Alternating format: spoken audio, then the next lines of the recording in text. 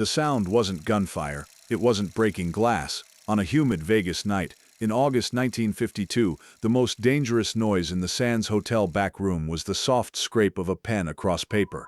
Antonio "Lucky" Torrino was writing 2 checks, one for Dean Martin, one for Jerry Lewis.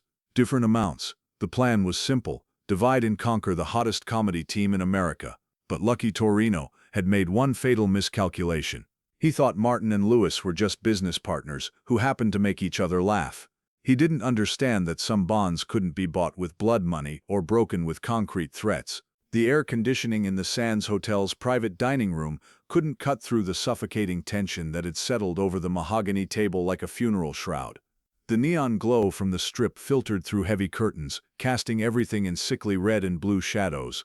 Ice melted slowly in untouched drinks, while cigarette smoke curled toward the ceiling like incense at a mobster's mass. 3 men sat around a table that had witnessed more confessions than a Catholic church and more lies than a politician's campaign. Lucky Torrino wasn't just any casino owner. He was the invisible emperor of half the strip, a man whose handshake was a contract and whose silence was a death sentence. His Flamingo Hotel was bleeding money while the Sands Hotel, just down the street, was minting fortunes thanks to 2 men who turned comedy into currency and laughter into liquid gold. Tonight, Lucky intended to fix that problem with the oldest weapon in his arsenal: greed wrapped in fear. The Vegas of 1952 operated on unwritten laws, more binding than any legal contract. The mob didn't just influence the entertainment industry, they owned it, body and soul. Performers who wanted to work the strip played by their rules or found themselves playing church basements in towns nobody remembered. Frank Sinatra had learned this lesson the hard way. So had dozens of others who thought their talent made them untouchable. But Martin and Lewis were different. They weren't just popular, they were a phenomenon. Since 1946, they'd transformed from 2 struggling performers into the highest-paid act in American entertainment. Their radio show topped the charts. Their movies broke box office records. Their nightclub appearances sold out months in advance. At the Sands, they were pulling in crowds that made casino owners weep with joy. The problem was competition. Lucky's Flamingo was losing millions while the Sands prospered. His investors, men who measured disappointment in bullets rather than words, were demanding results. Lucky had tried hiring other comedians, other singers, other acts. Nothing worked. Nothing could match the magic that happened when Dean Martin's effortless cool collided with Jerry Lewis's manic energy. So Lucky had devised a strategy that was both brilliant and brutal. He wouldn't steal Martin and Lewis, he would break them. The meeting had been arranged through careful channels: a phone call to Dean's manager, a message delivered to Jerry through his agent. Nothing direct, nothing traceable, just an invitation to discuss a business opportunity that could be mutually beneficial. The kind of language that sounded like a request but carried the weight of a command. Dean arrived first, strolling into the private dining room with the casual confidence that made him seem like he owned every space he entered. He wore a dark suit that fit like it had been sewn directly onto his frame, a thin tie that suggested sophistication without trying too hard, and an expression that revealed absolutely nothing. Dean Martin had learned early in life that showing your cards was the fastest way to lose everything. Jerry bounced in 5 minutes later, all nervous energy and scattered focus. He couldn't sit still, couldn't stop moving, couldn't contain the electricity that made him one of the most compelling performers of his generation. Where Dean was a still pond, Jerry was a live wire. Where Dean was ice, Jerry was fire. Together they created something neither could achieve alone. Lucky studied them both with the calculating gaze of a man who made his living reading people's weaknesses. He saw Dean's carefully controlled exterior, the mask of a man who had learned to hide his thoughts behind smoke and shadows, and Jerry's barely contained chaos, the restless energy of someone who used movement to mask vulnerability. He saw a partnership that looked solid from the outside, but might crack under the right pressure. Every successful man had a price, Lucky believed. Every friendship had a fracture point. Every loyalty could be bought or broken with the proper application of force. But what Lucky couldn't see, what his years of corruption had blinded him to, was the invisible thread that connected Dean and Jerry. It wasn't just business. It wasn't just chemistry. It was something rarer than talent and more valuable than money. It was genuine brotherhood forged in the furnace of shared dreams and mutual sacrifice. "Gentlemen," Lucky said, his voice carrying the authority of a man who'd never heard the word no. "Thank you for coming. I know it's late, but I prefer conducting sensitive business when the tourists are asleep. Dean lit a cigarette with movements so smooth they looked choreographed. Always happy to meet a fellow businessman, Lucky. Jerry fidgeted with his cufflinks, then his collar, then his hair. Yeah, great place you got here, really something. Very. Lucky smiled without warmth. I appreciate directness, so I'll be direct. You boys are costing me money. A lot of money. The temperature in the room seemed to drop despite the August heat pressing against the windows. See, Lucky continued, while you're packing the sands every night, my flamingo sits half empty. My investors don't like that. They don't like it at all. Dean took a slow drag of his cigarette. Competition's a bitch, isn't it? Lucky's smile vanished. Indeed it is, which is why I'm here to eliminate it. He reached into his jacket and pulled out a leather checkbook. The sound of it hitting the mahogany table was like a gunshot in the silent room. I'm prepared to make you boys an offer. A very generous offer. Jerry leaned forward eagerly, even nervous. He was always interested in money. What kind of offer? Lucky opened the checkbook and began writing. His pen scratched across the paper with deliberate precision. I want you to perform at the Flamingo, 2 weeks, starting next month. That sounds great, Jerry said. What are we talking about, money-wise?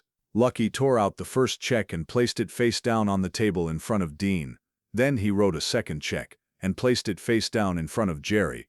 Those are your fees, Lucky said. I think you'll find them more than adequate. Dean didn't touch his check. Jerry's hand hovered over his but didn't pick it up. There's just one small condition, Lucky said, his voice dropping to a whisper that somehow seemed louder than a shout. And there it was, the trap. I only need one of you.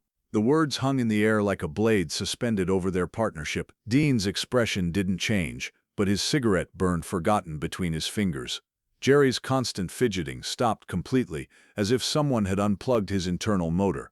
You see, boys, Lucky continued, I've been thinking about your act. It's entertaining, sure, but it's also limiting. 2 personalities fighting for attention, 2 egos trying to share the same spotlight. He leaned back in his chair, the picture of casual menace. What if you didn't have to share? What if you could each discover what you're capable of on your own? Lucky reached across the table and flipped over the checks. Dean's was for $75,000. Jerry's was for $100,000. Jerry, Lucky said, you're the funny one, the one the crowds really come to see. Dean's a fine singer, but singers are a dime a dozen in this town. Comics like you, they're special. Jerry stared at his check, the numbers burning into his brain. $100,000. More money than his father had made in 10 years of working. And Dean, Lucky continued, you've got class, sophistication. You could be the next Bing Crosby if you didn't have to play straight man to a clown. Dean's check represented more money than either of them had ever seen in one place. Enough to buy a house, a car, a future. So here's the deal, Lucky said. One of you takes your check and performs at the Flamingo. The other one takes a nice long vacation. Maybe explores some other opportunities. No hard feelings, just business. But Lucky wasn't done. He had one more card to play. Because if you both say no, he let the sentence hang unfinished. Well, let's just say Vegas is a small town with a long memory. It would be a shame if suddenly neither of you could find work here. The threat was crystal clear. Take the money and split up, or lose everything together. Jerry picked up his check, staring at the numbers. His hands were shaking, not from fear, but from the magnitude of what that piece of paper represented. $100,000. In 1952, it was enough to buy a mansion in Beverly Hills, a fleet of Cadillacs, security for his children's futures. He thought about his father, who had worked 16-hour days in a deli for pennies. He thought about the cramped apartment in Newark where he'd grown up, where 3 families shared a single bathroom and dreams were luxuries nobody could afford. The money was real. The opportunity was real. All he had to do was abandon the man sitting next to him, the man who had taken a chance on a hyperactive kid from New Jersey, who had shared every triumph and failure, who had become more than a partner, more than a friend. Dean wasn't just his comedy foil. He was his brother, his anchor, the calm center around which Jerry's chaotic energy could finally find purpose. For a moment, one terrible human moment, Jerry imagined what life would be like with that money. Independence, freedom from the constant struggle. But then he looked at Dean, saw the quiet confidence in his partner's eyes, the unspoken faith that Jerry would make the right choice. And Jerry realized that all the money in the world couldn't buy what he already had sitting next to him. For 30 seconds, nobody spoke. The only sound was the distant hum of slot machines from the casino floor and the soft whistle of air conditioning fighting the desert heat. Then Dean did something that nobody expected. He laughed. Not a nervous laugh or a bitter laugh. A genuine, amused laugh, like Lucky had just told the funniest joke he'd ever heard. "What's so funny?" Lucky demanded, his composure cracking for the first time. Dean stubbed out his cigarette and picked up his check. He looked at it for a moment, then looked at Jerry, then looked back at Lucky. "You want to know what's funny? You think you can buy us?" Jerry's head snapped up from his own check. Dean's calm confidence was infectious, even in the face of what appeared to be certain destruction. "You think we're like everyone else in this town," Dean continued. "You think we're just a couple of performers who'll sell each other out for the right price." Dean stood up slowly, his check still in his hand. "But you made one mistake, Lucky."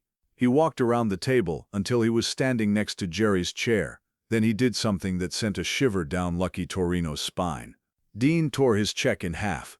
The sound was like a gunshot in the tomb-silent room. $75,000 fluttered to the floor in two pieces, landing with the soft whisper of dreams being sacrificed for principle.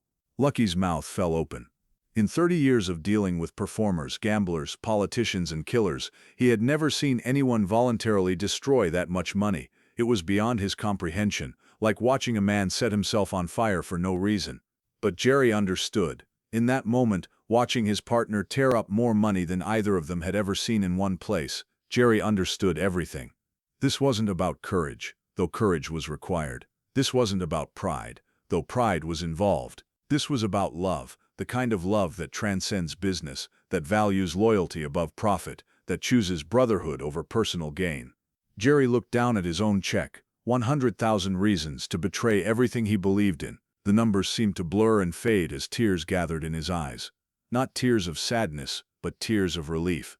Because Dean had just shown him who they really were, what they really meant to each other, what truly mattered in a world that seemed to price everything and value nothing. Without hesitation, without regret, Jerry slowly tore his check in half. The ripping sound was softer this time, but it echoed through the room like thunder. $100,000 joined $75,000 on the carpet of the Sands Hotel back room, creating a pile of sacrifice that Lucky Torrino would remember until his dying day. Lucky Torrino's face went through several shades of red before settling on a dangerous purple. "You boys just made the biggest mistake of your lives." "Maybe," Dean said, "but we made it together." Jerry stood up beside Dean. For once in his life, he wasn't fidgeting. He wasn't moving. He was absolutely still, absolutely focused, absolutely committed. "Lucky," Jerry said, his voice steady for the first time all evening. "You want to know the real secret of our act? It's not that I'm funny and Dean's cool. It's that we trust each other completely. You can't buy that. You can't threaten it away. You can't break it." Lucky stood up, his chair scraping against the floor, with the sound of fingernails on a chalkboard. "You'll regret this, both of you." "Probably," Dean said, "but we'll regret it together. And that's something you'll never understand." Dean and Jerry walked toward the door together, their footsteps synchronized without conscious thought. They'd performed together for 6 years. They'd learned each other's rhythms, each other's timing, each other's thoughts. At the door, Dean paused and looked back at Lucky Torrino, who stood alone in the red-lit room surrounded by torn money and broken dreams. "Oh, and Lucky," Dean said, "if you ever want to see what a real partnership looks like, you're welcome to catch our show. We'll be at the Sands for another 2 weeks, sold out every night." They left Lucky Torrino standing in that room with $175,000 worth of torn checks scattered around his feet like confetti from a very expensive funeral.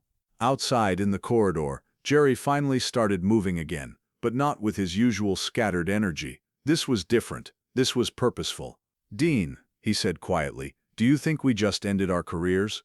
Dean lit another cigarette, his hands perfectly steady. "Jerry, our careers were never the most important thing in that room." "What was?" Dean smiled, not his public smile, not his performer's smile, but the real one that only Jerry ever got to see. Friendship, loyalty, the knowledge that some things can't be bought. They walked through the casino together, past the slot machines and the poker tables, and the men in expensive suits who thought money could solve any problem. They walked like men who had just discovered something more valuable than any paycheck. They walked like brothers. Lucky Torrino's threats turned out to be empty. Within a year, his Flamingo was sold to new investors. His reputation as a man who could control entertainers was shattered. Other performers, inspired by Martin and Lewis's example, began standing up to similar pressures. Martin and Lewis went on to become the highest-paid act in entertainment history. Their friendship deepened, their performances improved, their bond became legendary. The torn checks were never mentioned again. The money was never missed. Because on that humid night in August 1952, Dean Martin and Jerry Lewis learned something that Lucky Torrino never understood. Some partnerships are priceless precisely because they can't be bought.